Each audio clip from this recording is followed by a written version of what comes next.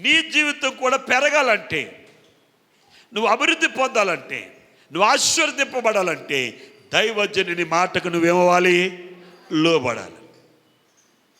ఎప్పుడైతే దైవజనుని మాటకు నువ్వు లోబడ్డావో దేవుడు నిన్ను ఏం చేస్తాడండి? ఆశీర్వదిస్తాడు. ఇక్కడ దైవజనుని మాటకు ఆ విధవరాలు లోబడింది కనుక దేవుడు ఆ ఇంటికి ఎలాగున్నాడండి? ఎంగేదిగా ఉన్నాడు, ఫలభరితమైనటువంటి.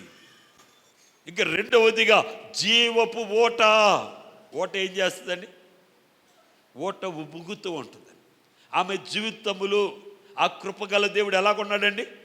జీవపు ఓటగా ఉన్నాడు. ప్రియ దైవ జనాంగమా, నీ జీవితంలో కూడా ప్రభు ఎలాగుండాలి? జీవపు ఓటగా ఉండాలి. ఆయన జీవపు ఓటగా ఉండాలంటే నీ జీవితంలో ఆయన ఎంగేదిగా మారాలి. ఆయన ఎంగేదిగా నీ జీవితంలో ఉండాలంటే నువ్వు దైవికమైనటువంటి భయాన్ని కలిగి ఉండాలి. దేవుని సేవకుని యొక్క మాటకు నువ్వు ఏమవ్వాలి?